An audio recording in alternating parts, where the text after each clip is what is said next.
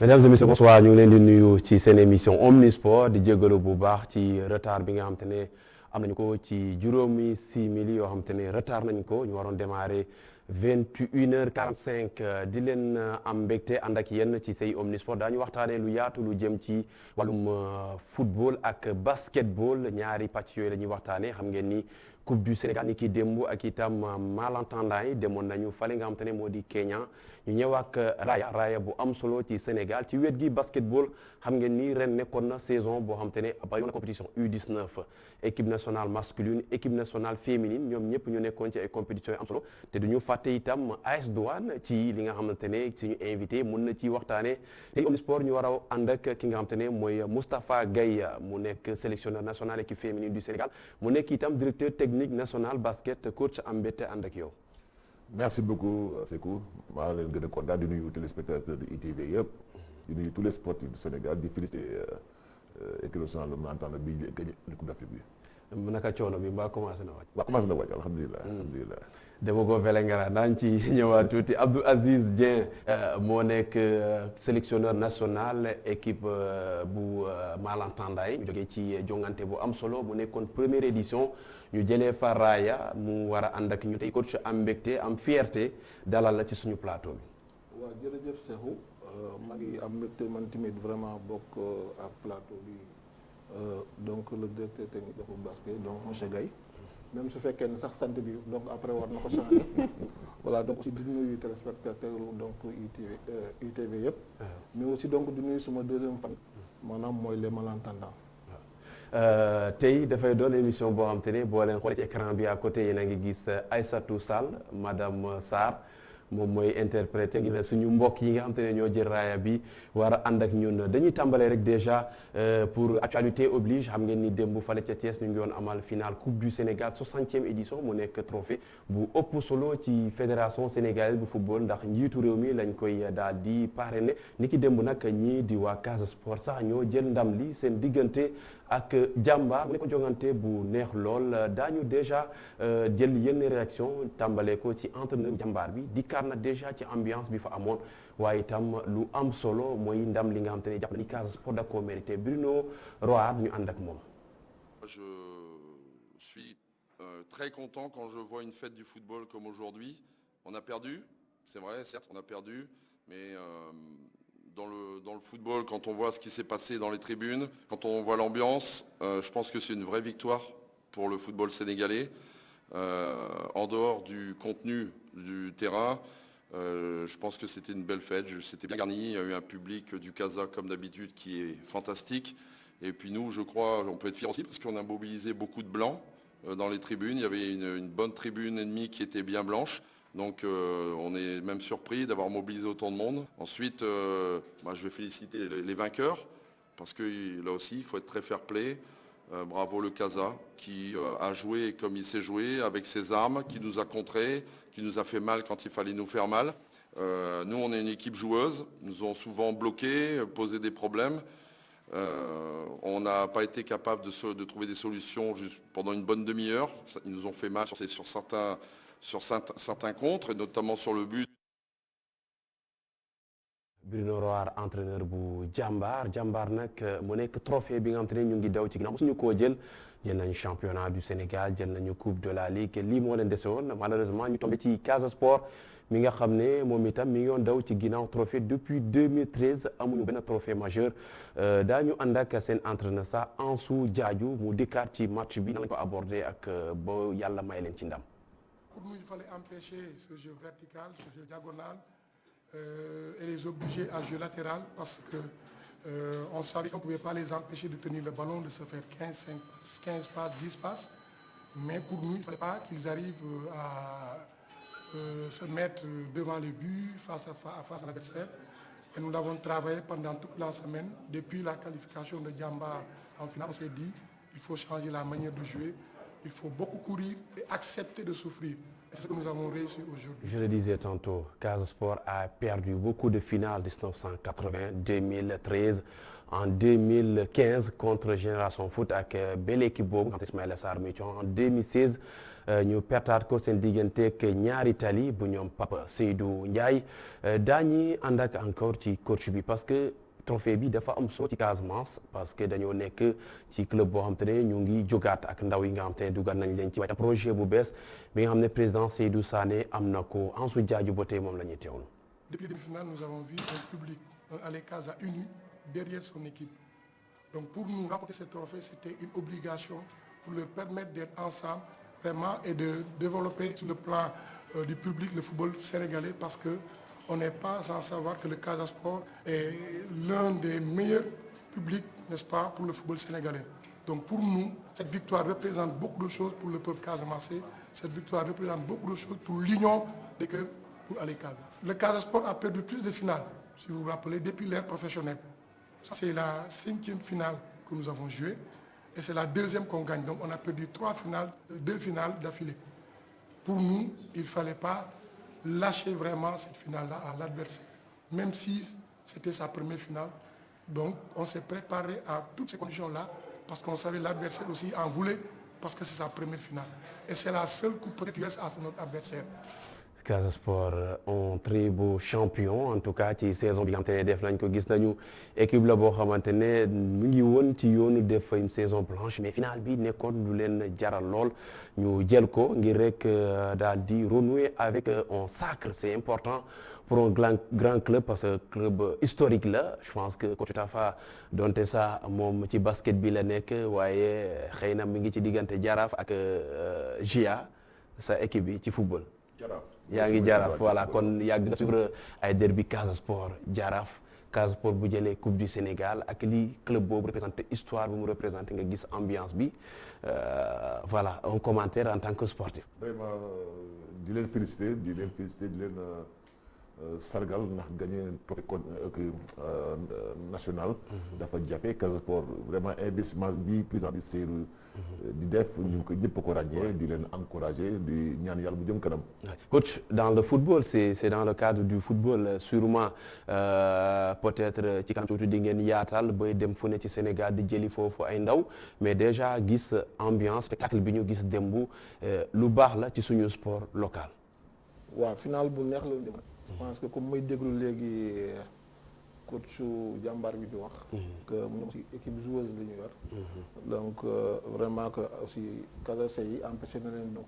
ñu mën a produire seen jeu. donc loolu la ñuy wax ci final rek. une finale ça ne se joue pas, ça se gagne. voilà donc vraiment aussi di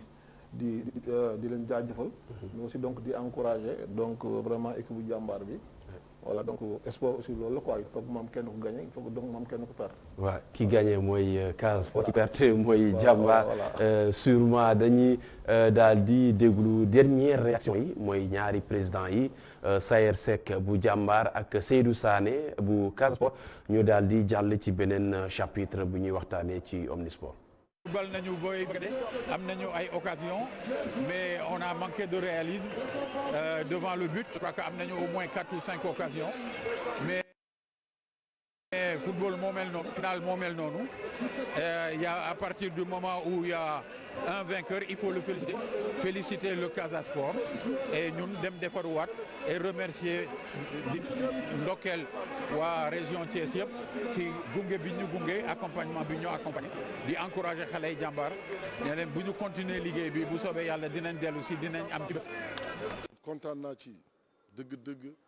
parce que tey ndam jeunesse Sénégal la nee naa la du Casamance seulement du Jàmbaar rek mais ñun ñëpp ñoo ko bokk am na ay booy dëkk Casamance ñu ngi joué Jàmbaar am na ñu nekk Jàmbaar si ñun la ñuy joué le dernier gardien de Jàmbaar si ñun la joué bala muy dem Guinée donc loolu yëpp bu amee dafa mën ni mën naa Jàmbaar ñeen ñëpp ñoo bokk lépp ñoo bokk mën naa sayar ñoo bokk lépp tey yàlla dogal na ñu gañ ko bi nee naa ñàkk nañu ko ñetti yoon successivement 2013 2015 2016 mais taxul ñu xaddi taxul suñu supporters yi tamit wàññeeku chaque jour ñu gën a bëri ñu gagné mu taw mu bañ a taw ñu ngi fi di wëy di accompagner équipe bi nee naa ne supporters yi ma yore léegi sax dañuy dem ba ñu leen di laaj score match bi du ñu xam parce que ñoom lu leen intéressé mooy foo won ni jàmm moo gën lépp aujourd'hui ces supporters là méritent man loolu mooy dawlo sama yaram jox nañ leen ko kontaan nañu lii rêve la woon te aussi di rafetlu tey gis naa Casamance bu uni gouverneur de région jiite délégation jógee Ziguinchor ne dam leen di accompagner même keroog avant la dernière semaine des entraînements ñëw na taxaw mu ne dem leen di gunge dem leen di ñaax demi-finale mu bàyyi liggéey mu ñëw depuis le matin toog ak ñun ñu joué demi-finale contre Stade de Mbour mu accompagner ñu gagné mu ñëwaat encore ci entraînement di ñaax xale yi mu ne leen li ngeen di liggéey nii yéen rek mais Casamance parce que fu mu ne jàmm am na c'est le lieu de remercier et de féliciter le président de la République macha allah ñu ngi si jàmm boobu léegi dañuy jël coupe bi ñëw teg ko tukki ak moom dem fu ne wan ni ñun coupe bi coupe jàmm la guddi lañ koy doxee dañuy dem guddi pour wan nit ñi même guddi mun nga dox de caravane à Ziguinchor te dara du am parce que ñëpp xam nañu ni jàmm rek moo gën.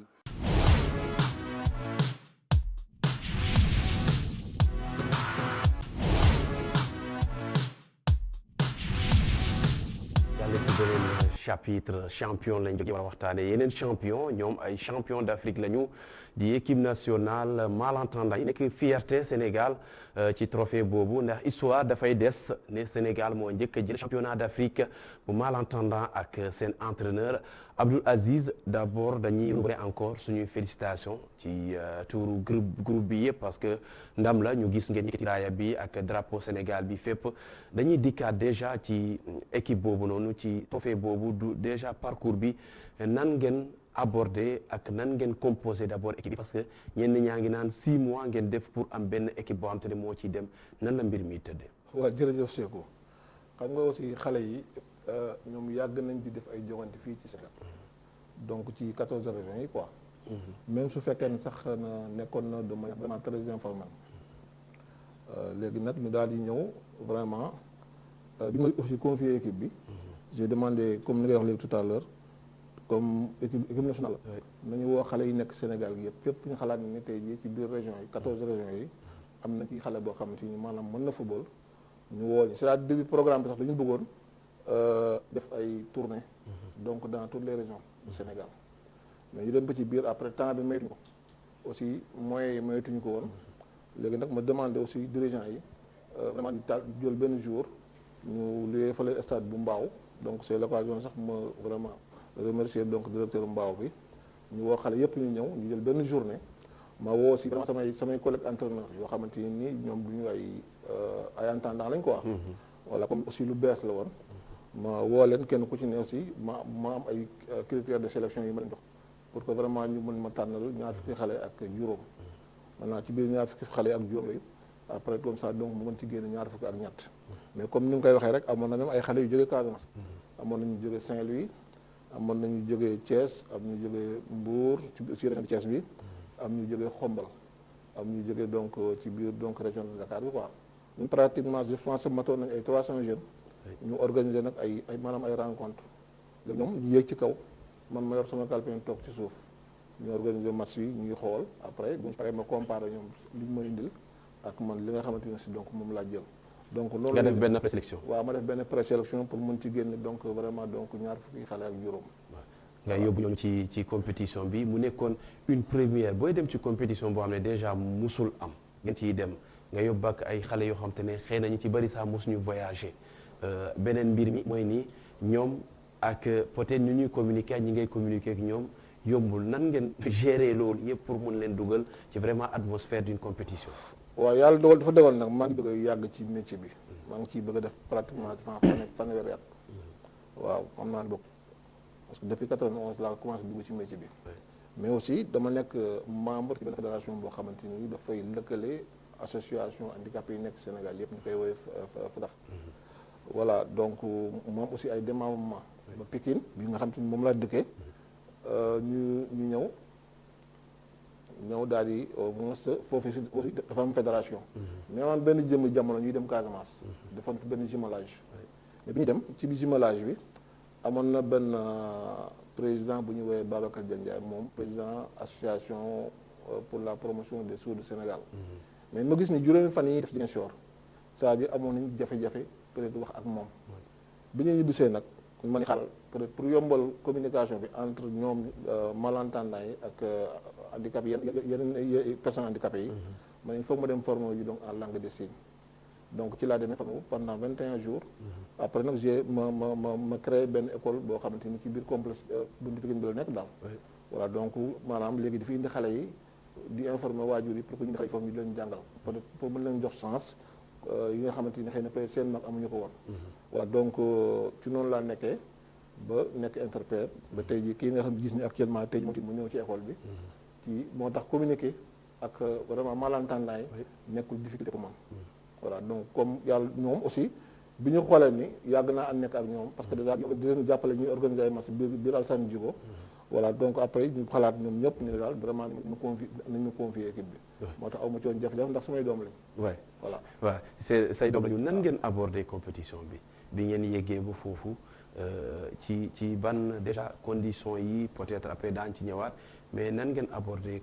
ci li nga xam te ne mooy compétition bi yow ak ñi nga àndal parce que Tassirou Diallo mi ci ancien international mooy directeur technique bi su ma juumul ci ñëwaat tuuti rek ni ngeen aborder bii les championnats d'Afrique. waaw bi ñuy dem jafe woon na nag c'est-à-dire vraiment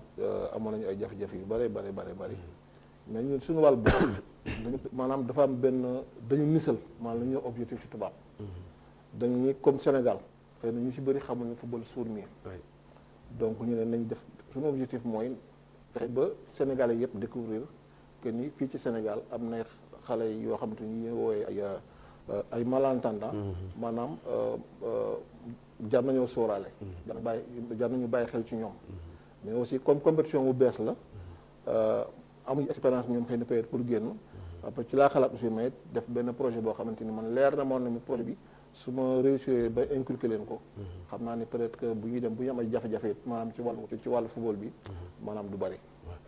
dañuy dem sax am na benn élément boo xam ne peut-être nit ñi dañuy comprendre nan ngay adopter sa tactique. nan ngay defee sa classement nan ngay expliquer joueurs yi Ndiaga boo ñu mënee may élément boobu ci vestiaire yi am na waxtaan boo xam ne da ko sekk ak say joueurs ñu seetaan ko. Pour le règlement, c'est le capitaine. Mais toi, ici, tu l'as bougé. Toi, ici,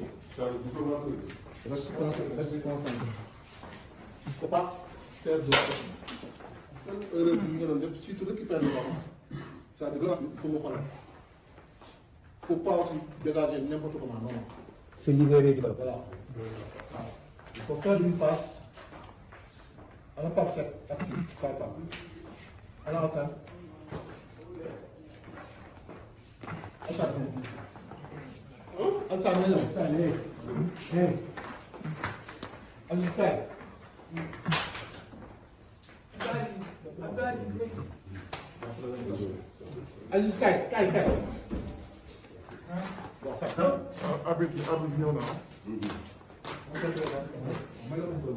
Il va se passer là, ces intervalles-là.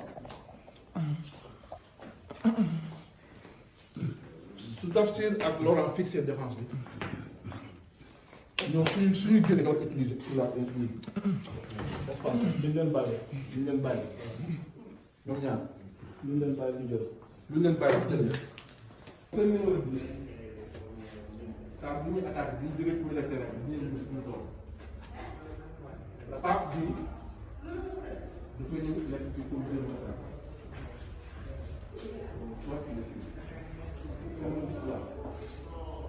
ça des déplacements qui sort sur le lit. Donc le numéro 2, 3 qui est sur le 2 ici. Parce que le ballon est là. Lui, il est là. Vous avez vu? Mais là, maintenant, instant yi su sa waay duggee donc ñun suñu ñaari ñoom gis war na ko génn waaw ñun suñu ñaari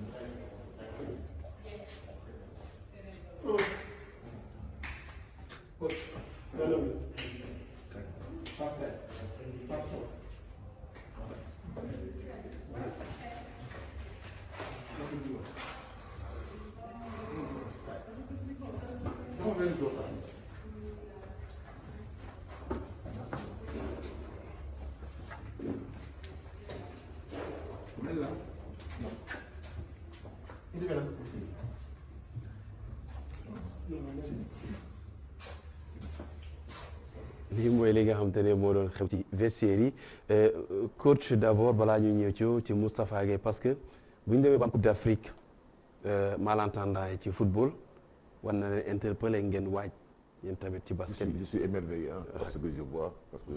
c'est vraiment de l'art moo tax maa ngi koy laal léegi coach bi ndax interprète bi ndax xam na football. parce que c'est une transcription qui est assez technique, spéciale. ouais. Man je suis éducateur, je suis professeur éducateur, j'ai un centre de basket. Il y a des enfants qui viennent de temps en temps dans des domaines spécialisés. Mais d'abord, tu as les parents, comment les aider à... Donc, mais souvent, on les orienter vers des structures plus spécialisées. Donc, je suis très sensible à ça et je pense que c'est une grosse performance. Coach, lii mu nekk boo leen di def seen mise en place tactique et tout ñoom am nañu facilité adapté parce que ñun ci quartier yi dañu joué ak suñuy morom ñoo xamante ne yàlla noonu la leen bindee mais ñoom ñoo ñu ëpp déjà intelligence dañu mën football mais yow boo waree gérer un groupe yoo xam te ne ñoom kese ñoo ci nekk ça doit être difficile ou facile. waaw en fait c'est pas difficile pour moi. parce que la grande dame que bi nga xam te ak Kématé yi moom lañu jàkkaarloo c'est ma fille. Elle est ma complice. donc je suis comme son papa. lii may def nii ak sourds yi dama koy def même ak entraînant yi souvent bu ma amee lecture ci adversaire ba mu leer ma ni ne kii nii lay fonctionner nii lay footballer souvent pour yombal briefing bi damay def situation yu mel nii c'est-à-dire damay indi taxawaayu adversaire bi ci premier tiers am ba ci deuxième tiers ba ci au moins comme ça donc dernier tiers bi maanaam comportement bu nekk rek moom ni muy fonctionner man damay indi au moins jeune une fois pour me leen expliquer donc ban comportement la ñu am lii c'était bu ñuy jouer contre Mali ci match de poule bi la ma amoon possibilité su xool leen ñu jouer ak waa Kenya parce que ñun bi ñuy dem ci Coupe d'Afrique bi Mali moo waroon def match d'ouverture bi ak Kenya mais ñoom ñu tardé ils nous ont demandé ñu sauver cette situation là ñu daal dañoo jouer ak Kenya léegi bi Mali dellusee aussi ils ont voulu ñu jouer waat ak Mali ñu ne non comme ñu dañoo sauver benn situation il fallait donc jouer ak Mali ba pare mu am occasion nag xool leen xam ni aussi football Mali bi seen fort yëpp maanaam maanaam ci seen ci couloir yi la mais aussi ñu am benn numéro 8 boo xamante ni pratiquement bal yi homme de couloir yi am yëpp yu jot yëpp moom ma leen koy jox voilà donc ci laa xalaatee moo tax ma taxawal kii expliqué y a un gosse boo xamante ni mu ngi tudd Pape Seck c'est un numéro 10 bon may amat aussi yoroon ko suma ci centre bi ba pare aussi yor ko ASC Gazelle parce que ces jeunes yi ngeen di gis ni ñenn ñi dañuy jouer nawetaan aussi ñenn yaa ngi ci club bi voilà donc vraiment donc dañuy am donc yenn nations yi quoi voilà donc ci laa lay indee nag au moins defar taxawaay parce que xam naa ne aussi bu ñu nekk ci biir terrain bi souvent dama leen sax ñaan leen des fois ngeen jeté au coup d'œil comme ça donc ci touche bi pour mën a xool si fekkee am naa donc lu may ko maanaam quoi comme ça pour defar taxawaay bi quoi mais lii bu leeree dans leur terre rek buñ duggee terrain bi yow en tant qu'entraîneur doo am problème waaw ñoom déjà su fekkee ne doo dégg arbitre bi ñuy gis drapeau la ñuy yor et tout nan la ñuy coordonner loolu yëpp pour mu nekk dans le temps bu faute amee ak yeneen dama bëgg wax ne si ñu ngi leen di gis ne dañu nekk ay xale yu yeewoo peut-être c'est le problème c'est la communication mais amul benn information buy jàll ci biir ci àdduna bi taxamuñ voilà donc ñoom cette différence ak différence football bële arbitre bi dafa yor sifflet peut-être pour ñuy dégg mais aussi yor drapeau pour ñoom parce que ñoom aussi seen signal du sonore par visuel moo tax à chaque fois bu arbitre bi yëkkatee rek ñoom dañuy taxaw loolu la ñuy fonctionner Mali boobu ngeen amaat ko final ngeen gagné match boobu moom ngeen gagné ci final mais 4-1 bi ngeen gagné Cameroun moo interpellé ñëpp daal di si ki gën a yeewu ci équipe bi naan tiens bi équipe la boo xam te ne war na nekk champion d'Afrique match boobu nañ ko abordé ak boo xam Cameroun moo faibleur wala Sénégal moo fooroon boobu. non xam nga nag dañoo am chance bi ñu nekkee Kenya ñun ak Cameroun ak Égypte ak Nigéria ak Somaliland ñoo bokkoon hôtel. wax na sax bi ñuy dugg si hôtel bi Cameroun yi xam nga rek ak ñun noonu ñu mel commencé si ñàngal ak yooyu. mais dañ dem ba après finalement mu ngi nekk suñuy xarit. voilà ñoom tamit comme ñun suñu maanaam suñu objectif yëpp maanaam pour promouvoir football suur bu Sénégal. maanaam mooy accéder en finale. moo tax aussi ñoom tamit bi ñu leen xoolee ñu football on a ñu ba pare ak par rapport aussi ñoom ak seen yeneen non astafurlah parce que ñoom mën naa wax ni seen ñaari match de poule yëpp dañ koo forfait ñoom dañoo forfait baax si foofu voilà moo tax léegi nag bi ñuy ñëwee ñu ne comme ñun benn objectif la ñu am mooy yóbbu équipe bi mu final kon match bi nañ ci concentré wu def ci suñu kéemtalaay kàttan daal di aussi vraiment valoriser ñun suñu projet de jeu ñu wan ni Cameroun ñun dañoo ñëw pour dem final parce que ñun bi ñuy ñëw Égypte ñaari équipe lañu teg bët maanaam muy Mali ak Égypte ñaar ñooñu lañu teg bët kon ñun on s'est dit que aussi Cameroun waruñu tardel voilà moo tax am na benn discours bu am solo boo tenir ci vestiaire yi man je pense que discours boobu moo tax ñu gagné final bi discours boobu la ñuy seetaan après ñu ñëwaat ñu commenté ci laata ñuy jàll wax ci basket après ñu delluwaat parce que dañ koy mix waaw dañuy seetaan discours boobu. Au Sénégal, mais jouer surtout pour vous. C'est important de remporter la première édition donc, de la Coupe d'Afrique de Sourmi. Il y a 20 ans, si vous restez chez vous avec vos enfants, de leur dire que la première Coupe d'Afrique, nous n'avons pas joué, nous n'avons pas gagné. Moi, le meilleur de vous aujourd'hui, pour que l'on puisse vraiment sortir de cette machine-là avec vraiment une victoire éclatante. nga ne leen xam leen ni fii ak 20 ans seeni sët ak seeni doom daañu leen wax ni yéen a njëkk a gagné Coupe d'Afrique sous muet loolu motivation loolu doy na motivation. waaw c'est normal parce que aussi je pense que ñi am chance ñëpp jaar sama loxo. bu ñu àggoon ci phase yu mel nii c'est-à-dire même discours bi laa di wax. c'est-à-dire dama leen xamal ne leen footballeur war na mën a toog tey jii bu demee ba bàyyi football mu kat maa lii maa ko fi gagné. maa ko fi gagné je pense que li may wax nii coach xam naa ne war na xam na ci dara. voilà donc dafay bokk ñoom ci seen CV. voilà donc mooy li ma wax rek c'est-à-dire ñun dañu gis ni aussi su lu équipe bi gën a sori. Sénégal gën a xam équipe bi suuf yi. mais aussi àdduna bi aussi donc gën a ràññee. donc équipe bi nga xam te ne tey jii moom mooy équipe bi suuf yi daal voilà. c'est important dañ lay may coach nga noppal tuuti ñu def benn tampon pour dugal quelques éléments ak li nga xam te ne mooy gisu gaynde Sénégal yi.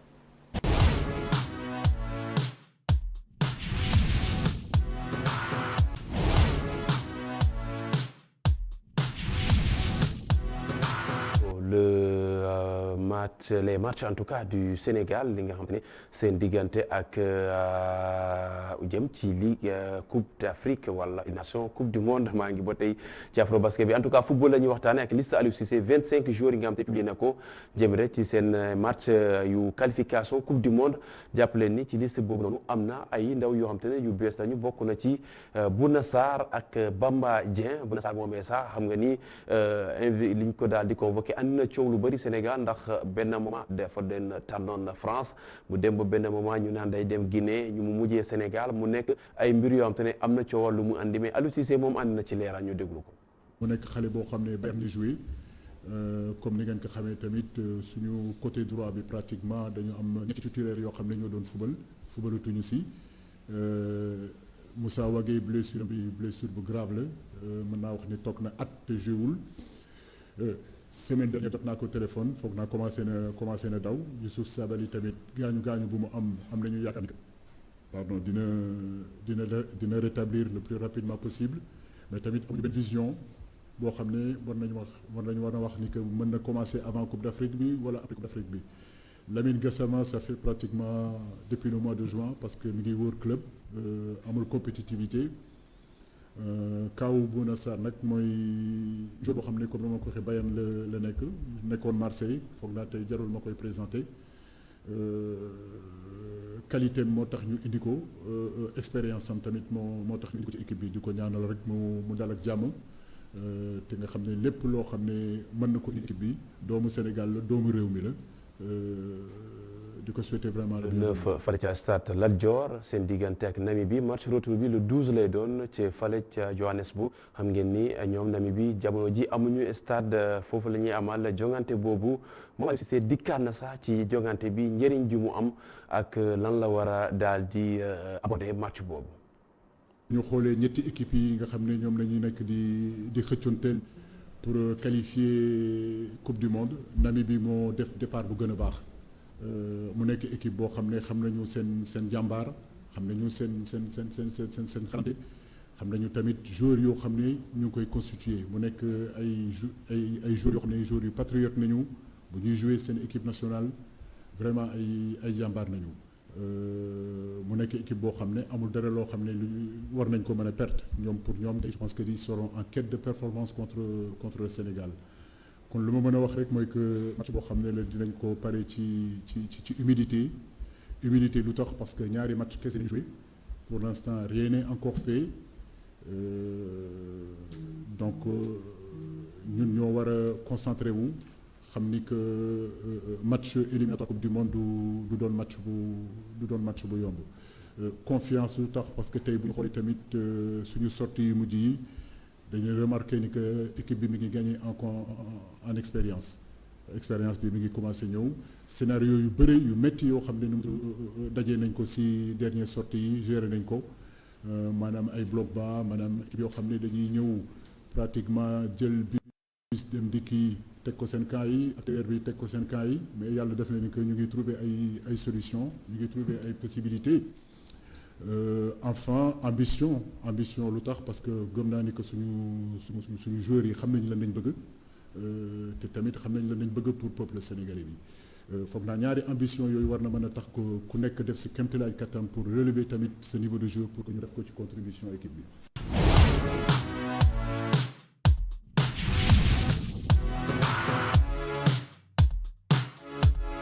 Du ballon rond, on passe à la balle orange pour parler des sélections nationales du Sénégal ak coach Moustapha Gueye ak mu nekk itam directeur technique national dañuy démarrer d'abord dañuy mélange directeur technique ak coach bi déjà coach ci at mi am nañu ñetti sélection yoo xam te ne national yu génn plus douane mi nga xam te ne championnat la nekk puisque yaay directeur technique aussi loolu da lay intéressé tey boo toogoon war a def bilan saison bi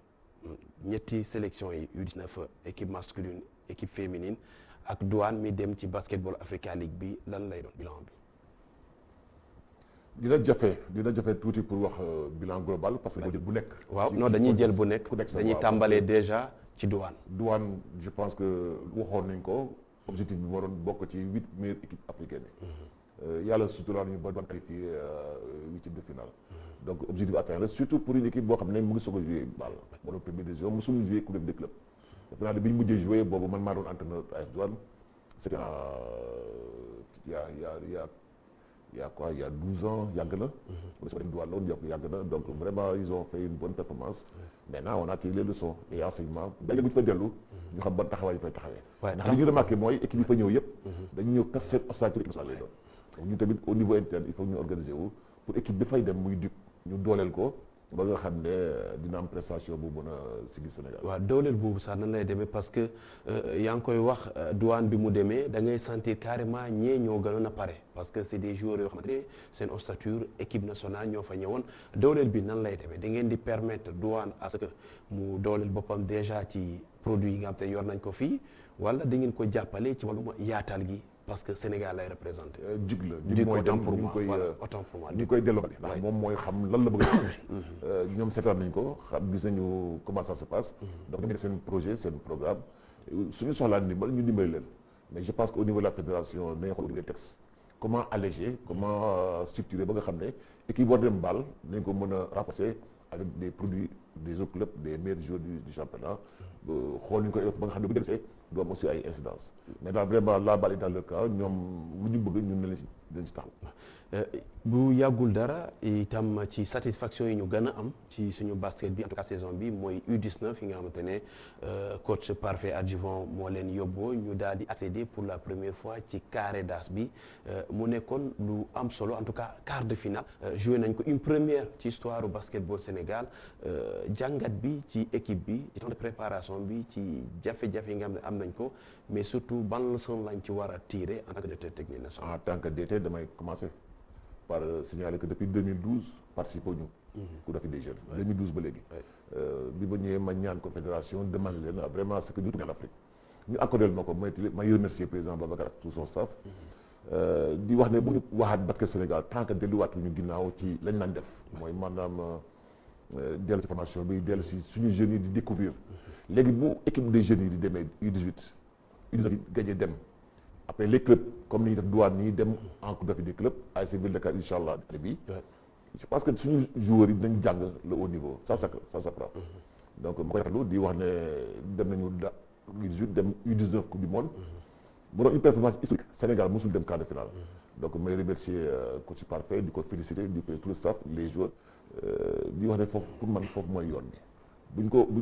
wéyalee année prochaine c'est-à-dire ci U16 yi U18 yi dañu mën a assurer suñu la relève de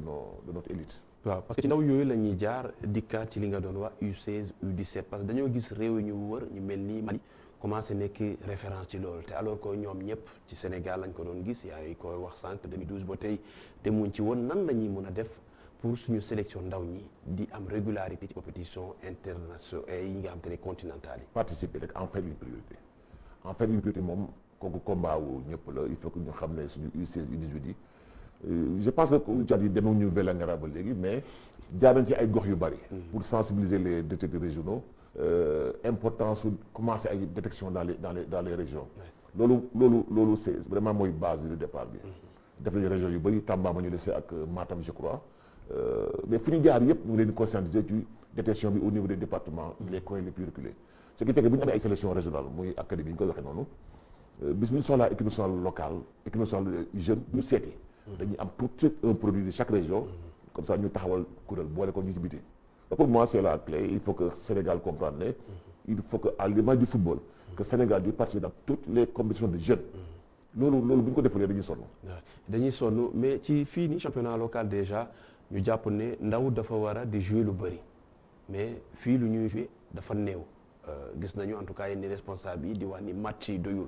parce que xale boo xam ne am plus de 20 matchs par saison dafay ndaw ci xale yi nan lañu mun a defaree xam nañ ni dafay jafe parce que yenn saa yi infrastructure yi doyul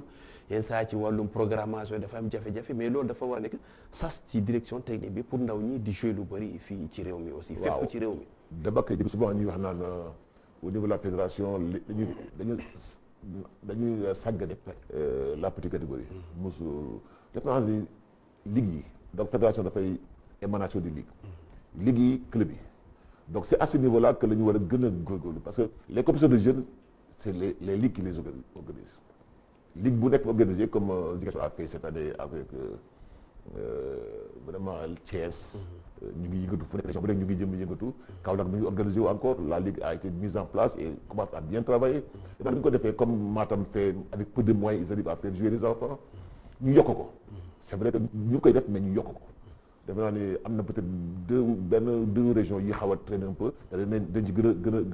a dox encore pour compétition yokk. pour ndaw ñi Sénégal Dakar ren joué nañu mais dafa xaw a yéex tuuti mais vraiment joué nañu léegi nag il faut que ku nekk def ko chemin de bataille. ñu taxaw naan fédération moo ko du fédération c'est au niveau des ligues la ñu war a gën a suxat club yi gën a participer mais maanaam na gis benn club bu am wax ne du ñu joué nga programme nañu forfait donc ci suuf la. nit ñi war a gën a jël conscience que dañu war a impliqué wu dañu war a dem participer. parfois est-ce que di ngeen jot les bonnes informations parce que da ngay dégg fédération peut-être mu am benn ligue bu naan organiser naa tant de matchs organiser naa lii parce que loolu am na ci football bi est-ce que du xew ci basket bi parfois ligue bi naa organiser naa match yu toll nii information yi nga xam te ne moom ngeen di war a jot parce que direction technique nationale certes mun na dem ci direction technique régionale yi mais mënu dugg ci ruukaani est-ce que ñoom am nañu moyens yi nga xamante ne moo leen di permettre ñoom itam ñuy dugg ci dëkkaan yi pour ñu mun a def détection bi nga xamante ne bu dañ koy andi niveau régional yombalal leen seen liggéey. moyens yi néew na wax dëgg yàlla waaye dafa naa ni ku bëgg a développer sa réew sa basketum réew doo xaar moyen da ngay dem ci élément basique. basique mooy un terrain même s'il n'est pas très très fonctionnel nga dem ci loolu. ut ballon le minimum xale yi tàggat après nag moyens yi ne la ci fekk. mais bu ñu toogee di xaar moyen yi dara te jëf naa ni ñun suñu interlocuteur directrice c'est les directeurs régionaux mooy ay entraîneurs yu xarit ñu nekk ci régions yi ak DTD yi jëf naa ni information yi ñu jot c'est en bonne voie. Ouais, c'est en bonne voie loolu mu nekkan ci petite catégorie en tout cas lu am solo la parce que mooy tax ñu wax ci sélection nationale yi déjà góor ñi ñu jëm ci afro basket boo xamante ne gis nañu ñetti cadre ñoo ci nekkoon li ci des yëpp ay ndaw la yoo xamante ne lii moo nekk seen premier afro basket ñu dem ci objectif bi moo nekkoon li nga xamante ne demoon nañ bay wax jël trophée bi parce que dégg nañu ci discours coach bi moom en tout cas bëggoon na koo jël ñu jëm ci ñu éliminer ñu ci li nga xamante ne moo di demi-finale donte sax am nañu benn médaille ban jàngat nga ci am satisfaction wala am na loo xamante ne peut-être des na ci. boo seetee ci domaine bu nekk am na résultat mathématique sec bi am na contenu bi boo seetee ci résultat mathématique bi dañu bëggoon gagner Afrobasket bi loolu moo doon suñu mbëbët mais def na ci demi-finale bi Côte d'Ivoire surprendre ñu ñu jóge woon ci match bu métti contre Angola defe naa ñu bàyyi ci ay séquelles mais je pense que basket moo mel noonu Côte d'Ivoire daf ñu waajal daf ñu jouer un match vraiment parfait là où ñun comme ni mooy wax ne yàlla moo bu dara dafay am toujours ay tegtal dañuy dem ba jub Afrobasket bi ñu perdre Mbaye Ndiaye suñu benn xale bu ñu am yaakaar ci moom lool mu gaañu ci loxo bi bon Georgien mujjul ñëw ba pare ci match yu mujj yi ñu perdre Maurice Ndour ci blessure man defe naa ne su Maurice taxawoon ci ni mu taxawoon équipe bi amoon naa yaakaar ne mën nañ gagner Côte d'Ivoire mais daf ñu manqué woon benn élément ci suñu chaîne bon ñu jógee ci def match troisième place bu baax gagné Cap-Vert mathématiquement gagné wuñu suñu lu ñu wuti woon mais je pense que au niveau du contenu coach Boniface ak staffam def nañu liggéey bu rafet ndax équipe bi boo ko gisee mu joué 3 anciens la muy Maurice muy Youssou Ndoye muy Gorgui ñi si des yëpp ay ndaw la ñu. te 3 yooyu Gorgui rek moo ci def tournoi bi ba mu jeex bon en tout cas tournoi moo ci gën a performant Youssou a été bon décevant bi un peu moins flambant mais il a joué son rôle parce que Youssou équipe bu nekk ak rôle bi ñuy jox joueur bi donc loolu la boo xoolee xale yi ni ñu joué tournoi bi da ngay seet ci match yi abouti les matchs sur le contenu loolu moo jox yaakaar mais fu ñu màggeetu d'ici 2 ans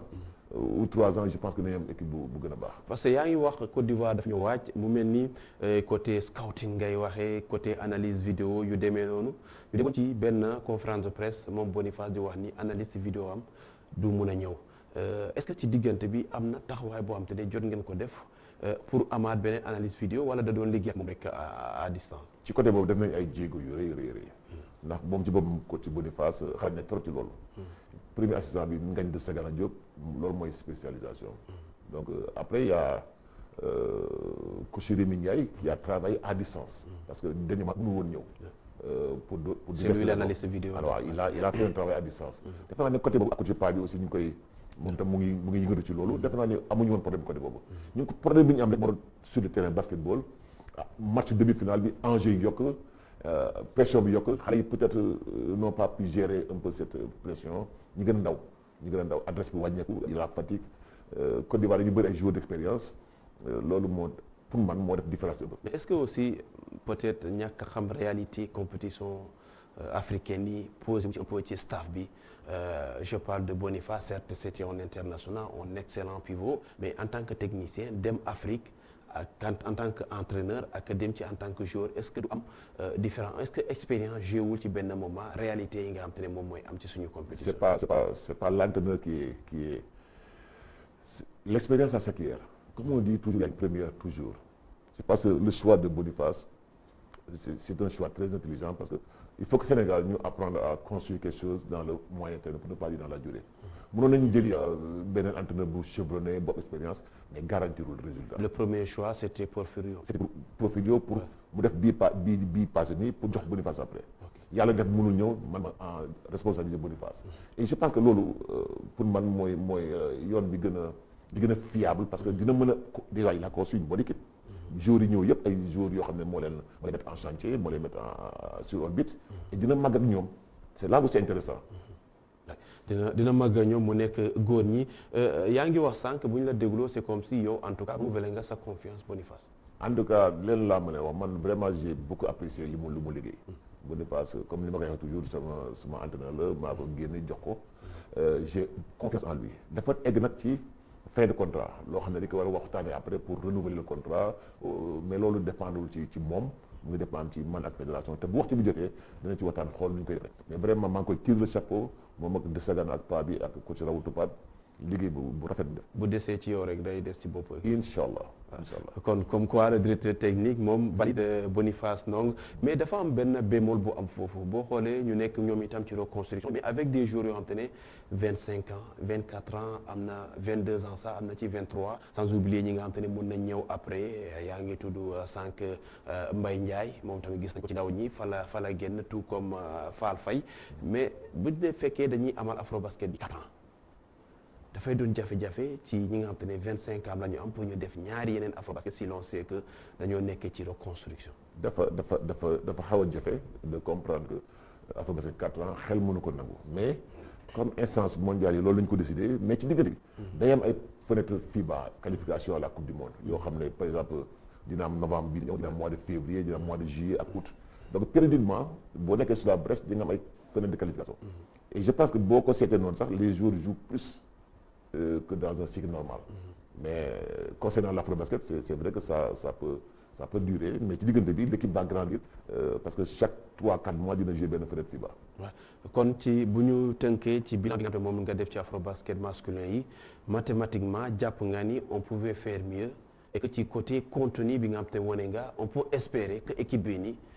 mun na am avenir ak Boniface. ah ouais équipe bi moom vraiment ci contenu moom vraiment je retire le chapeau. gisoo fa benn cas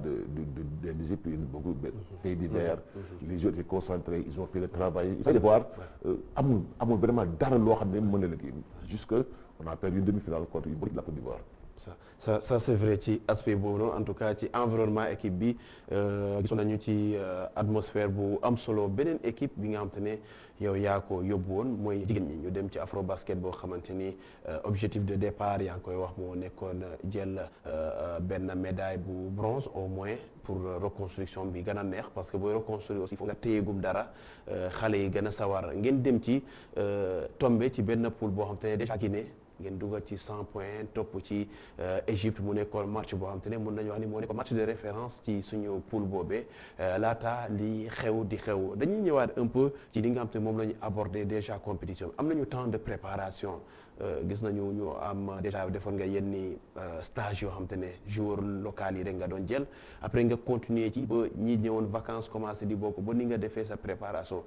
tey fu mu ne nii instant bi Moustapha Gueye mënul wax problème de préparation moo nekk résultat bi. man xam nga xaaruma ñuy wax ne préparation bi dina door naa ko ci seen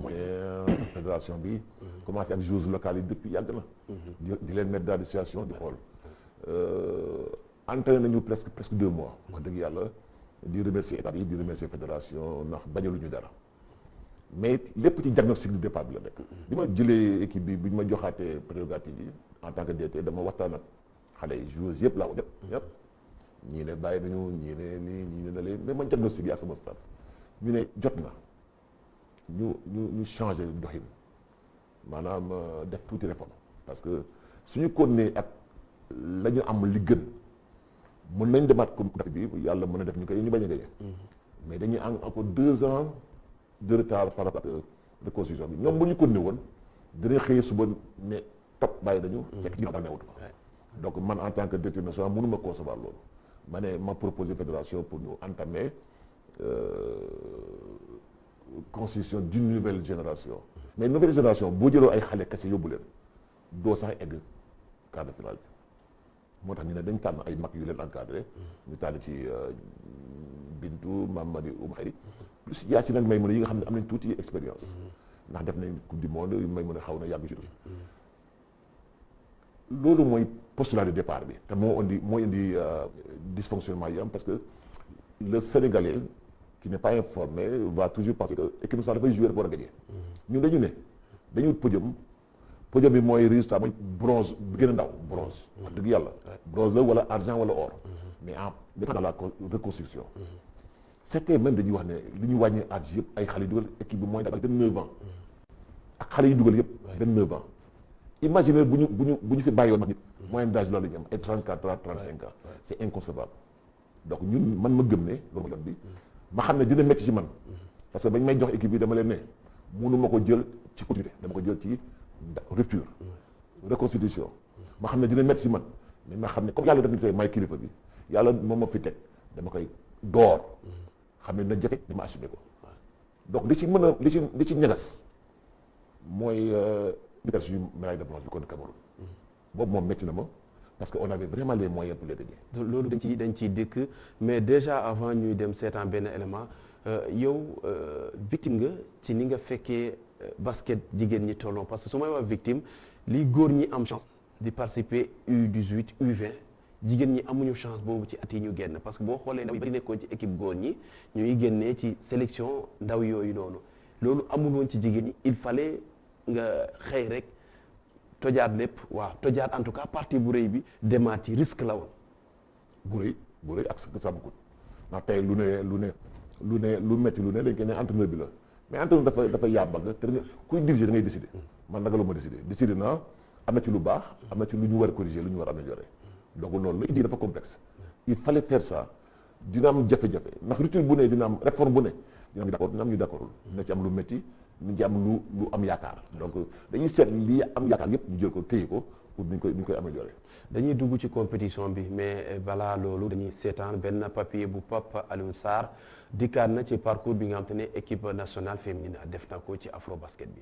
juróomi match ñetti victoire ñaari défaite lii mooy parcours Lions du Sénégal yi ci Afrobasket bi nga xam ni am na ci 2021 ñi nga xam ni mooy ndaw yu Moustapha Gueye ñoom dañoo démarré bu baax a baax daal di dóor Guinée ci score boo xam ne ci yaatu na lool sans Guinée daal di am 31 ñoom ñii ñu daal di marqué seen présence ci dëkk bi nga xam ni mooy yomb di ñaareelu rencontre bi nag boobu yombul ci ñi nga xam ni mooy Lions du Sénégal ñoom ñu daal di jàkkaarloo ak équipe bu baax bi di Égypte ñoom ñii daal di sonn ci dernier quart bi sax ci le Lion Sénégal yi daal di def différence daal di dóor ñi nga xam ne mooy pharaon d'Égypte score bi nag di 63-78 Sénégal daal di qualifié directement ci quart de finale jaarul ci lii nga xam ne mooy match barrage yi mu am ñaari victoire ci ñaari match lii nga xam ni mooy phase de poule mu daal di terminé ci lu baax a baax waaye ñaareelu tournoi bi dafa xaw a métti ci ñi nga xam ni mooy équipe nationale ñoom ñii ñu daal di dajanteeg ak équipe bu Mozambique nekk équipe boo xam ne ci sonal leen lool ci lii nga xam ne mooy compétition yi nga xam ni dafa weesu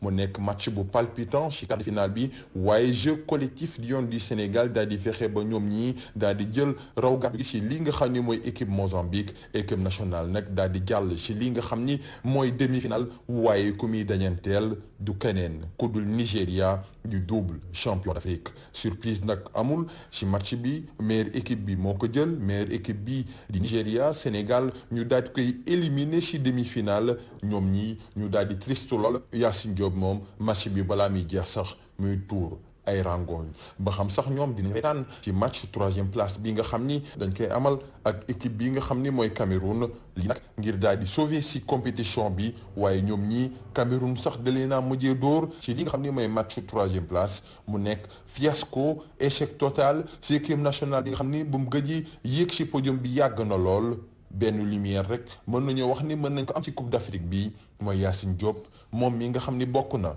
ci juróom yu gën a xarañ ci Afrobasket 2021. Papa Alioune Sarr di ko jaajëfal coach dikkaat na ci parcours bi man sama première question dafay ñëwaat sax même ci suñu préparation bu dugg ci Guinée est-ce que préparation bi ñaari match yi ñu joué ak équipe bi ñu créé fii ñu créé benn équipe locale fii ngeen joué ak ñoom ngeen dem joué ak Guinée ngeen enchaîné ak ay victoires yu large est-ce que enjeu woon na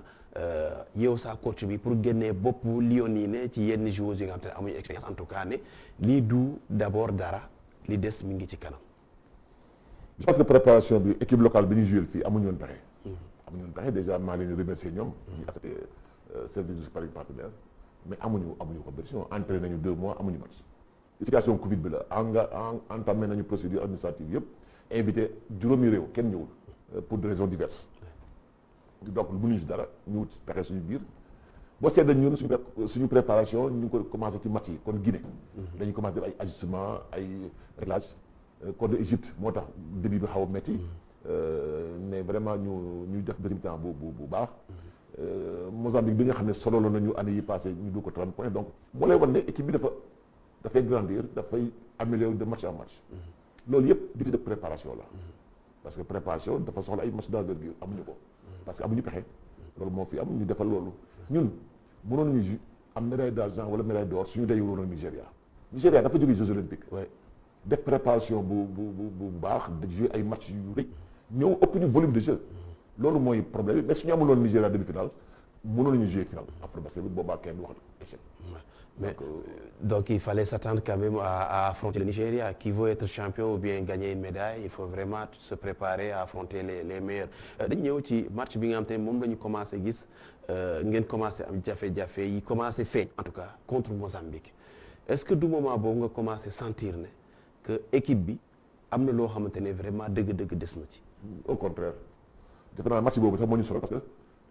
pour man elles ont fait un match parfait. Dans la conception, dans la réalisation. D'autres Mozambique 30 points, vraiment il faut le faire. Mozambique benn joueur moo leen manqué mooy doge. ñëpp a ñëw ñun suñu équipe dañ ko réformer. juróom benn joueurs yu bees. benn Mozambique 30 points ngeen ne ay jafe-jafe. man defe naa ne Sénégal yaakaar attente bi moo rëy. te egg naa interview benn Sénégalais bu wax ne dañuy Sénégal foog ne bu solee may Sénégal rek. dafa war a gagné non dañu war a am humilité. xam ne ñun wax naa ko depuis 2017 mënatuñu fi en Afrique. 2017 maa ngi koy wax ñu naan il faut qu'on soit humble que ñu gën a construire gën a patient ndam kenn ko décréter xëy suba damay gagné man defe naa ne match boobu moo ñu xaw a sonal sax équipe bi dafa jouer d'une manière vraiment très bonne xale yi commencé am confiance bi ñu nee daje Nigéria ñu perte foofu la seen moral down ne wàcce parce que dañu yaakaaroon top gagné Nigéria et on pouvait on a fait de bonnes choses mais dans le fait dans la vérité du match le Nigeria était plus en jambes que nous plus mature et plus expérimenté que nous. Selon plusieurs observateurs Sénégal à un moment donné dafa génn ci kooram ci en tout cas c'est habitude am ci joueur bu ñu ko xamee mu topp Nigéria ci rythme bi loolu moo amoon yow loolu nga gis wala du loolu moo andi. Non, on a joué sur notre rythme. Mais à un moment donné l'agressivité bi ñu doon répondre ba ñuy jël ay 5 fautes collectives 2 fois ci match bi. boo ko def loolu boo ko def loolu jeex na bu yàgg je pense que nous l'avions dit dans l'avant-match il faudra être dans les duels physiques. Je pense que ñi jege woon terrain bi doon xool Nigéria nga xam ne en mode Nigéria sonn nañu trop c'était fatigué épuisé parce qu'on a répondu physiquement. Mais c'est dans les automatismes dans les duels dans certaines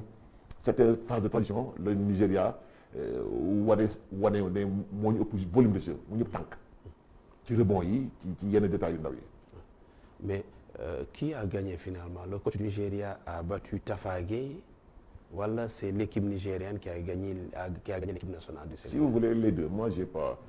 quand j'ai gagné les Afrobasket donc j'ai battu tous les coachs. C'est pas coach contre coach. C'est une nation qui joue contre une nation. Bon, y a des réajustements tactiques yi yenn saa yoo xamante ni coach yi dañ ci xeexande kii bu tegee lii nga war ko teg leneen. Non aujourd'hui Otis que je félicite au passage le coach du Nigeria su yoroon équipe bu Guinée bi du gagner désolé donc c'est pas un problème de coach c'est un problème de qualité des joueurs de volume de jeu d'expérience de maturité. Tout un ensemble, coach y compris. Et lui, je pense qu'il est intelligent, il a compris. Et vraiment, il est passé nous voir, il a félicité tout le monde. Comme moi, j'ai fait quand le Cameroun nous a battus. Je suis allé dans leur vestiaire, je les ai félicités. Contrairement à ce que les gens disent que nous avons boudé. Non, ça, c'est des connes de vérité. loolu dañ ci ñëwaat en tout cas dafa am loo xam te ne dañ koy wax ci Nigéria boobu parce que ñoom dañoo am benn méthode Sénégal c'est reconstruction gis nañu nga jox confiance championnat local bi loolu ñun dañ la ci félicité d'ailleurs parce que expertise locale lu am solo la Nigéria dañoo am benn modèle boo xam te ne seen joueurs yëpp wala joueurs yi dañuy dem naturali jox leen en tout cas nationalité jëli leen parce que ñoom seen championnat il faut le dire Sénégal moo ci gën parce que ñoom seen championnat c'est pas un championnat régulier est-ce que en tant que directeur technique on doit adopter la méthode du Nigeria wala dañu war a continuer ñun ci lu ñu nekk. En tout cas c'est un problème qui mérite réflexion au moment où nous jouons avec nos Sénégalaises même notre meneuse Bintou Diémé fille de Sénégalais et du Sénégalais ñu ko def naturalisé Leila Timéra bi ñëw na xale bu juddoo France naturalisé mënul jouer. Là où le Nigeria amène 9 sur les 12, 9 sont nés aux États-Unis, ont grandi là-bas et ne connaissent pas le Nigeria. La preuve, nous avons gagné Coupe du Monde. 2 filles ont gagné le Nigeria avec le trophée. 2. Nous avons un aéroport. Donc c'est un problème. Et je pense qu'il faudra trouver une solution. Je ne sais pas laquelle, mais il faudra trouver une solution. Est-ce que méthode Bouba là aussi, par rapport à Didjeli,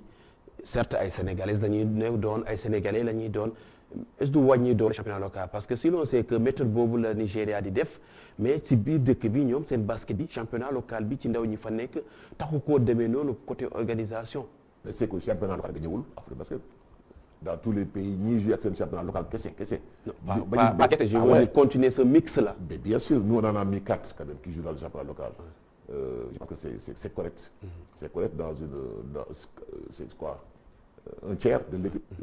premier championnat local ce qui fait que c'est normal qu'on ait des difficultés parce que xale yi elles découvrent la compétition. Mais cette méthode là elle est il faut la continuer il faut chercher les meilleurs là où elles sont. La preuve suñu local yooyu il y en a 2 qui sont en naissance de départ qui vont partir. Les jeunes espoirs partent cette année. On m'a signalé 2 ou 3, 4 qui sont déjà partis en France, au Portugal, en Suisse. Mais ça va se répéter sur le niveau du championnat. Après, on dira le championnat est faible parce que mais les meilleurs espoirs partent chaque année, vraiment en grande vague. Qu'est-ce qui va rester ici? Les entraîneurs vont continuer à reformer. C'est le cas aussi dans le football, coach Aziz. du ma bàyyi ma wet ci wax jooju parce que problème boobu la aussi football bi am mais dafa am benn mbir moo xamante ne daañu ci wax parce que question la wax ne gis nañ sa presse bi wax ci par rapport ak avenir sélection nationale bi laataa ñu ñëw ci li presse bi wax Moustapha Gueye directeur technique national entraîneur ñaari mbir la yoo xamante ne fas yéene nga ci continuer wala li la gënal ñu bàyyi la coach wala nekk directeur technique. mënuma si xam nga loolu question boobu mënuñu toog ba tey nii parce que atteindre ñu podium bi ñu teg ko sur la table loo xam ne waxtaan nañu ko depuis 1 an maa waxoon lu ci nekk yëpp sama président Babacar Dia maa ngi koy remercier au passage mu am confiance en man proposé ma loolu ma fekk fi une situation nag bu xaw a cocasse bu xaw a ma ne ko ah président moi j'ai tout à perdre en reprenant cette équipe là parce que nu mu def dans la continuité il faut ñu def cassure mu accordé ma ko mais xamoon naa dina jafe mais nit ki bu la yaakaaree ñaan la ko nga mën ko def je ne vois pas pourquoi je le fais pour mon pays donc j'ai pas pensé à ma personne mais j'ai pensé plus à rendre service maintenant on termine un Afrobasket boo ñu tey taxaw ne voilà ce que je vais faire man li may def yëpp dama koy waxtaanee ak sama jib muy président Babacar et le bureau fédéral le bureau est souverain même le problème de l'évaluation qui va évaluer coach Tafa mais je l'ai fait mon rapport et le bureau fédéral va m'évaluer donc c'est simple. su fekkee ne moom Boniface contrat am jeex na yow ban ci contrat nga yor. Moi j'ai pas signé de contrat je n'ai jamais signé de contrat moi je marche contrat de confiance parce que dama gis ne dama jàppale man fonctionnaire l'état là je suis professeur au lycée de la Fosse je ne me vois pas exiger un contrat pour travailler je ne l'ai jamais fait ni en sélection ni en club jamais. donc da ngaa ñëw rek du ma ko nangu le jour où il y aura plus de confiance sur mon travail on me fera partir ou bien je partirai donc ça c'est ma philosophie là. alors liggéey directeur technique national ñëpp xam nañ ni lu métti la moo gën a métti saa bu entraîneur parce que tous les jours yaa ngi ci terrain bi est-ce que temps bi yow personnellement arrangé na la nga war a alterner ñaari pour def liggéey bu baax ci direction technique bi def aussi liggéey bu baax ci sélection nationale. Ben je pense parce que à la direction j'ai un DT adjoint chargé des compétitions, des adjoints chargés de la formation. J'ai des managers généraux chez les garçons, un manager là chez les dames. Matania Assoudiaye. Je me suis entouré des terres, Ibomar Ndiaye de Thiès, Madiène Fall de Louga, Moustapha Thiam de Saint-Louis, d'autres. Tous les détails on travaille en harmonie. Je ne vois pas pourquoi ça poserait problème. Maintenant, il faudra juste comprendre que les gens comprennent que le cumul n'est pas souhaité. N'était pas mon souhait. C'est une demande que j'ai acceptée. Et que dinaa ci waxtaan ak ki ma war a waxtaanal ñi ma war a waxtaanal pour ñu xool quelle est la bonne conduite à tenir dans l'intérêt du basketball. Mais kenn mënu maa xoxotal wala wax ma loo xam ne dina ma tax ma def li ma bëgg a moom. Non, je travaille suivant ma conviction. lii laa gëm ne ma baax naa ci wéy. ñu ngi annoncé comme quoi Parfait Adjivon moom la ñu bëgg mu succéder la en tout cas moom nga bëgg. Ça n'engage jamais. Je n'ai jamais dit ça. Encore une fois, Sénégal dañuy sos. Je n'ai jamais dit ça. Ça n'engage que celui qui l'a dit, celui qui l'a écrit. Nous, on est assez intelligents pour savoir que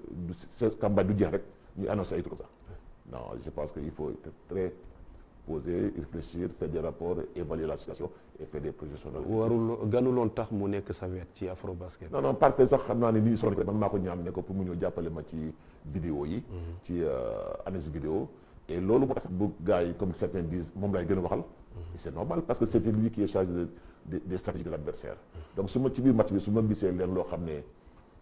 remarqué naa ko tout de suite après lii ak lii mu wax ma solution mais n'empêche que vraiment El Hadj Mamou Thiam ko ci Bodika ko ci Khady ñooy sama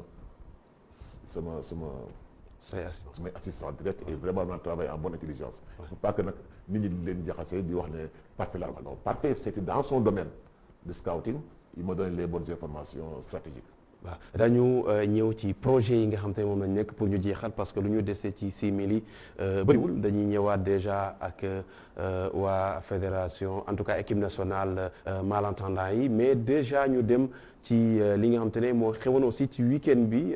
Olympique Marseille Sénégal xam nga Marseille ca France ñoom nee nañ ñooy club bu mag bi xam nga nag boo xam Marseille nga supporté coach Tafa Paris Saint-Germain ngay supporté temps yi yéen a ngi ci jafe-jafe coach Aziz Ba Marseille mooy sa équipe. non man gën naa fonk coach. après ngeen supporté yow tamit. maa ngi supporté Paris depuis Oumar Gueye Sène. waaw moom yàgg na fa kon xëy na man ak Aïssatou ñun ñoo supporté wul Paris mais dañuy dem en tout cas ñoom amoon nañu benn événement ci week-end bi Ndiaga boo ñu mënee woon image yi. Olympique Marseille ci week-end bii la woon nekk ab compétition boo xam ne dañ koy daal di organiser final bi doon dox ci diggante Guédiawaye ak waa Pikine Guédiawaye sax ñoo jël trophée bi Ndiaga bu ñu mënoon woon image yi ñu daal di xool li xewoon match bi amal nañ ko ci week-end bi fi nga xamante ni nag voilà match baa ngi noonu mu nekkoon ab jongante bu am solo ñooñu noonu ñoo nekkoon parrain yi waa Marseille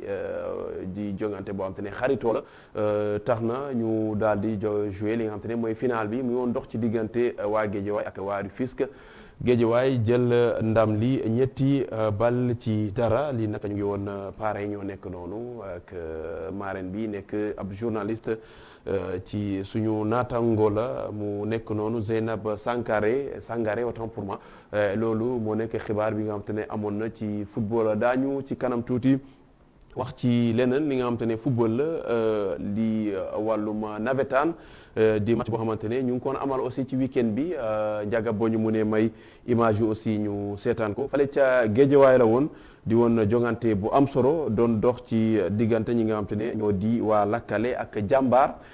di ab match boo xam te ne derby la ci diggante ñaari équipe yooyu foofu ca Guédiawaye ci zone 3 bi mu nekk ay match nawetaan yu am solo Ndiaga boo ñu mënee may ñu xool image match yooyu mu nekk ci diggante Lakkale ak Jàmbaar di nawetaan di match boo xam te amoon na Guédiawaye daañ ci dikkaat peut-être ci kanam tuuti Ndiaga mi ñu signalé ni élément bi disponible pour jeexal déjà coach Aziz fu mu ne nii lan mooy projet yi nga xam te moom ngeen jublu xam nañ ni war ngeen dem ci coupe du monde xam nañ ni njiitu réew mi war na leen dalal parce que jafe-jafe yi ngeen doon dundee fee aussi il faut ngeen wax ko ngeen bañ a dundaal li ni mel ci coupe du monde bi nga jëm. mais est-ce que mën naa ñëw ci jafe-jafe yi ak. waaw ñëwaatal moo tax man la kay jafe-jafe yi parce que faa ñu wax ci parce que gis nañu Xaasimu Ba Xureysi Ba wax ci jafe-jafe yi bëri woon na loolu moo tax man la nga dikkaat ci itam wax li nga xam te moom la ñu war a taxaw pour ngeen dem ci coupe du monde. waaw parce que ci jafe-jafe yi je pense que bi ñuy laata ñuy dem je pense qu'on avait déjà donné toutes les informations nécessaires à la fédération au ministère des sports. ak comme le affaire suul mi affaire handicapé la donc aussi c'est une question transversale c'est-à-dire bépp ministère boo xamante ni mi ngi ci Sénégal bi rek maanaam war nga ci mën a yëngatu mais on avait aussi des difficultés vraiment donc pour rencontrer ces autorités là bon il a fallu peut-être que ñu indi Tassirou Diallo peut-être ak carnet d'adversaire sama ak expérience vraiment que buntu yi aussi donc vraiment donc commencé ubbeeku voilà donc vous imaginez une équipe boo xamante ni tey dafa dem représenter Sénégal donc ñu jox ko 16 maillots yu weex ak 2 maillots gardiens 16 maillots yu vert ak 23 kilos ni blouson ni godasse ni rien donc il a fallu vraiment donc que maanaam qu'on tape fort def benn émission donc ci à la RTS pour que aussi le président de la République mën ko gis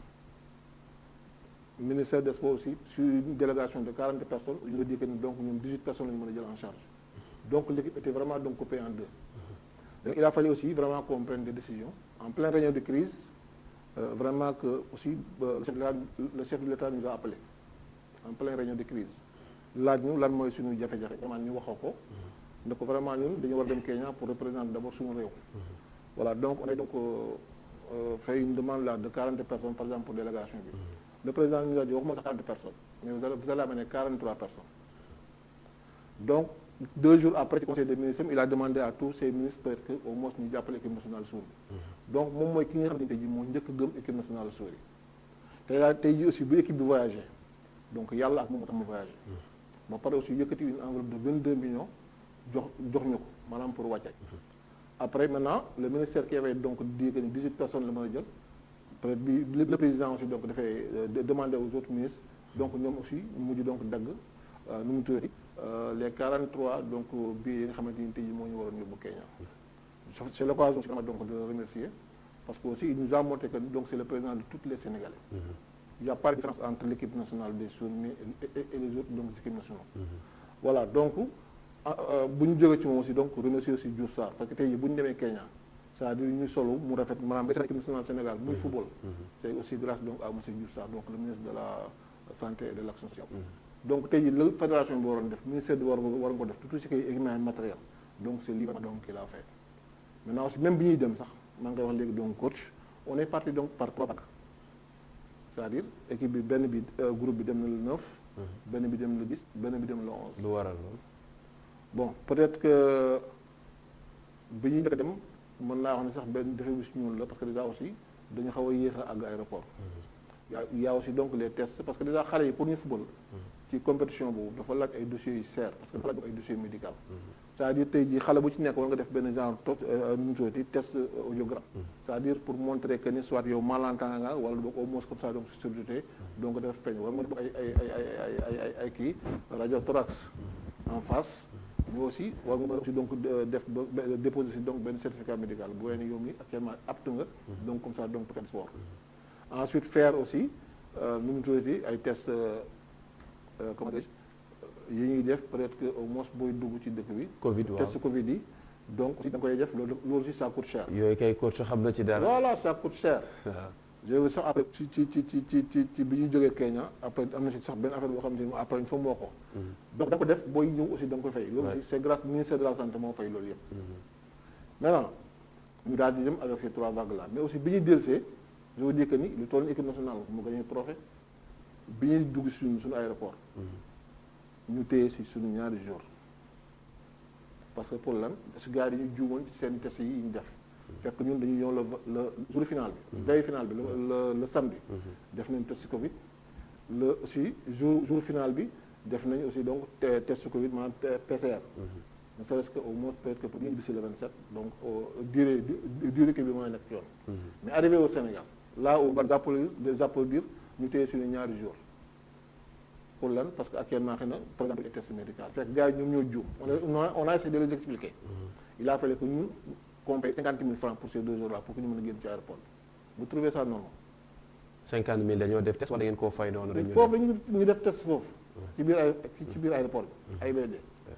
loolu c'est par rapport aux restrictions yi nga xamante ne moom lañ teg parce que boo jógee ci dëkk nga ñëw andi da ngay def test foofu balaa ngay génn. non xam nga muy def ça indaale lañ test yi mais dañu juum ci bi ñuy enregistré seen tur yi. waaw ci tuur yi lañ juum waaw ci tuur yi lañ juum. waaw lan moo nekk fu mu ne nii taxawaay bi nga xamante ne war ngeen amal parce que temps bi jeex na tàkk ñuy jëm ci coupe du monde. Bon on s'est dit que ni peut-être on va bi ñu jógee foofu ñu toog des semaines peut-être le temps ñu noppalu après def évaluation ensuite jéem a vraiment def benn plan d'action. Peut-être au moins essayer d'abord à travers l'équipe trouver donc ay sponsors. Parce que xam nañ ni fan yi dafa sori et aussi nous voulons vraiment encore faire quelque chose boo xamante ni maanaam représenter boo xamoon sax Sénégal. mais aussi donc représenter donc l'Afrique dignement donc ci coupe du monde boobu ñu jëm. Voilà essayer ensuite maintenant de faire ay stages. yoo xamante ni parce que aussi au sein de l'équipe on a vu que même parmi aussi les malentendants il y en a qui n'ont pas fait la langue des signes. Et aussi donc mon staff aussi. Il y en a aussi vraiment donc des coachs qui n'ont pas donc appris la langue des signes. Maintenant pour faciliter la communication par rapport donc à tout ce qui est là donc aussi on s'est dit que maintenant sur chaque stage bi ñuy def au moins que ñu defal donc formation en langue des signes. C'est-à-dire que par exemple pour faciliter loolu mais objectif bi d'abord mooy essayer donc vraiment formaliser championnat au sourd ici au Sénégal. waaw championnat bu régulier ça c'est intéressant parce que il faut mu am championnat. Chef de l'État war na leen recevoir est-ce que am ngeen ci info yu leer. waaw je pense que le ministre non seulement monsieur je pense aussi de remercier le ministre Abdoulaye Sow. Je pense aussi bi muy donc accueillir à l'aéroport il nous a dit que donc effectivement le président nous a dit que ni moom mu ñëw accueillir en tant que muy jógee nu mu tuddati États-Unis. Voilà donc je pense aussi le président de la fédération monsieur Augustin Senghor la waxaat na ko bi muy jox donc mu tuddati lion budgétaire yi. mais ma wax ne aussi président bi dafa def loo xam ne lu gën a lu doy waar. c'est-à-dire jour final bi match bi jeexee moo njëkk a nekk pour le premier Sénégalais. bu ñu envoyé donc vraiment donc motivité maanaam ci kiyam maanaam bi ñu félicité di ñu encouragé. ça aussi je tiens vraiment à saluer ça. d'accord dañu xam en tout cas xam li nga xam te ne moom ngeen di waaj dañu ànd ak yéen en tout cas ci loolu groupe bi yëpp incha allah coach Aziz coach Tafa directeur technique coach lan mooy projet yi ci li nga xam te moom lañ jëm parce que ñuy jëm ci 2023 mais ci diggante bi am na déjà fenêtre FIFA yi ak compétition ndaw yi détection bi yaatal bi yëpp instant bi lan mooy li nga xam te ne moom ngeen bëgg a sumb. damay commencer par remercier vraiment ñëpp di féliciter coach Aziz ak féliciter vraiment toutes son équipe qui a gagné. Féliciter la fédération de football. Ensuite remercier sama fédération basketball ak état yi ndax li ñu dund weer yi vraiment def nañ lépp lu ñu war a def. maintenant di wax ne Sénégalais yi peuple bi maa ngi leen di jéggalu ci vraiment objectif yi ñu atteindre nii mais ñu ngi ci yoon mais ñu may tuuti rek ñu ngi ci yoon je pense que garçon comme fii yëpp ci weer yi ni ñëw incha allah ñu ngi préparer stage formation premier degré deuxième degré donc kon formation des cadres di faire mois de novembre bi lay amee stage formation yi. formateur des formation des formateurs des premier deuxième degré. Mois de décembre incha allah dañu bëgg a def tournoi national des jeunes boo xam ne toutes les régions vont venir dans une région au niveau des U16 U14 loolu mooy suñu mbëbët. Ensuite continuer la détection au niveau des États-Unis France Espagne pour détecter les talents. La réglementation FIBA bi boo jëlu xale sénégalais yi diaspora yi conscientiser leen dañu xëy suba bu ñu weesoo 16 ans doot ñu mën a jouer pour seen réew. donc loolu loo xam ne nañ ci dox ay jéego en continuant à prospecter au niveau du Sénégal avec le tournoi des jeunes. dafa naa ni bu ñu continuer liggéey bi noonu ci kanam tuuti dafa naa dinañu am lu gën a baax di wax ne li def nii ren yamul fii nañu incha allah dans 2 ans prochain Afrobasket nañ teg yeneen jéego yoo xam ne équipe dina compétitive vraiment pour mën a jëlaat place am incha allah dans le côté africain. loolu directeur technique bi moo doon wax pas sélectionneur national bi parce que ay projet yu am solo la yoo xam ne déjà mi ngi koy wax ci formation des formateurs parce que aussi jafe-jafe la yoo xam te ne dañ ko doon am ci suñu basket bi entraîneurs yi bëri bu ñu amee benn diplôme balaa ñuy amaat beneen dañuy toog lu yàgg la compétition chez les jeunes aussi lu am solo la xanaa rek ma waxaal la ni faa nga dem Vélingara. baal ma de dañu bëgg a organiser aussi les affaires U18 année prochaine Sénégal ñu ngi xool nu ñu organiser garçon bi waaw ñu ngi xool nu ñu def organiser bu garçon bi en même temps jigéen aussi participer loolu moom vraiment on est ci. D'accord et ça c'est des informations exclusives ITV yoo xam te ne Sénégal bëgg na organiser Afrobasket ndaw ñi U18 ci góor ñi bëgg nañ sam jigéen ñi di compétir ci catégorie yooyu coach Aziz di ko jaajëfal bu baax a baax moo nekk sélectionneur équipe nationale malentendant ñu jógee ci compétition bu am solo premier championnat d'Afrique bu football malentendant Sénégal daal di ko gagné war a dem ci coupe du monde représenté Afrique waaye tam wax na ci jafe-jafe yi nga xam te ne dund nañ ko je pense que itam lu ñu war a moytandi la parce que certes directeur technique moo fi nekk mais sélection nationale itam ci parce que lu ñuy dund bu ñuy voyager parfois dafay métti parce que ñun dañ koy gis yenn saa yi nga jël 3 vols pour yegg fi nga jëm alors que équipe nationale bu waree dem benn match amical sax dañuy jox vol spécial loolu itam ay mbir la am solo certes dañuy laaj ay résultats mais il faut ñu teg ci sélection yëpp ñu yemale leen ñu teg leen ci condition donte football moo nekk le sport roi mais basket quand même mine de rien chez les filles c'est 12 titres. Chez les garçons, c'est 5 titres. Et là, il y a une équipe nationale qui a remporté le premier championnat d'Afrique de football. Ñu wax la condition yi ñu nekkoon ak nu ñu ñibbisee mu doon mbir yoo xam ne lu ñu war a seetaan la ngir équipe yëpp aussi mun a tolloo ci seen traitement parce que loolu dafay jox motivation supplémentaire gis nañu équipe nationale masculine bu muy voyager dem Kigali 3 escales def nañ ko équipe jigéen ñi déew ma ci woon mais xam naa ni amuñu vol direct ci jafe-jafe yooyu noonu aussi. du yomb pour nit performant ci di jaajëfal ñi doon na ànd ak ñun yëpp waa ñi nekk ci caméra bi Seydina Mbaye son bi ak Modou ak Sëñ Ndiaga mi nekk ci réalisation bi di jaajëfal ki ñuy àndal suñu mbokk mi Aïssatou Sall madame Sarr xanaa da ngay wax saa bi yoon. waaw ma ngi remercier ñëpp interprète bi mun na wax léegi. voilà waaw ma lay remercier Cheikh. di remercier coach Tafa. di kontaan si Papa Aziz moom c'est un père pour moi. di leen jaajëfal bu baax a baax. di wax ne rek ñëpp nañu bàyyi xel suul yi parce que ñoom aussi c'est des. Ouais, c'est des citoyens comme tout le monde. Voilà. Même pas de le dire, hein. Voilà. Mais ça doit être une passion. boo koy def dañuy gis une passion ci. waaw passion la liggéey boo xam ne dama ko bëgg au fait comme papa lu mu wax c'est ma deuxième famille. du ma wax sa deuxième famille mais c'est ma famille. quand je suis avec eux je suis à l'aise su may def langue des signes je suis bien dedans voilà. ci sama monde laa nekk au fait. Ouais, parce que dañuy seetaan sa chaîne YouTube comment encore le nom chaîne YouTube bi maa ngi seetaan ka liggéey bi ngeen fay def. ak bi ngeen di préparer yëpp. maa ngi suivre seen vidéo pour dire vrai. maa ngi suivre leen di la Sénégal. voilà ñu ngi lay jaajëfal Aïssatou. merci beaucoup xam naa du yàgg daal parce que lii nii lu am solo la je pense que médias yi aussi il faut ñu tourner ci loolu. xam ne Sénégalais yëpp war a suivre. mais boo demee Kenya. amuloo chaîne booy taal te doo ci gis interprète. tu vois des hommes de loi. fii rek la amul waaw. loolu am solo la. Aïssatou di ko jaajëfal di jaajëfal coach Tafa di leen jóg di daje dimanche ñu war a waxtaanee leneen en tout cas demee déjà jàpp leen ni bu li nga xamante ni bu 16h30 jotee dañu def benn e-sport spécial Casa Sport daañu ànd ak Benoît ni nga xamante ne moo di seen capitaine Pierre Manga ak seen entraîneur di Ansou Diadio dañ leen di bàyyi ak su fekkee Ndiaga gis na élément bu amoon Guédiawaye mun nga ñu may image yi ci match bi nga xamante ne moo doon am foofu ca Guédiawaye mu nekkoon navétane match la boo xamante ne mun ngeen ko seetaan après ci ITV daañu leen ko tegal ñu bàyyi leen image yi ak comité de supporters Allez Casa.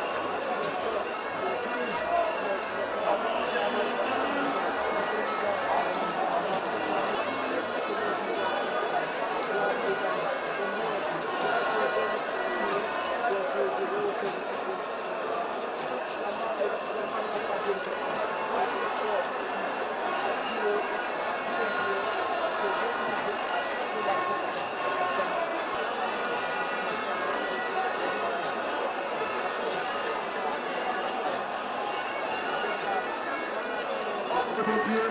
ainsi qu'à toutes les autorités, sans oublier aussi le directeur du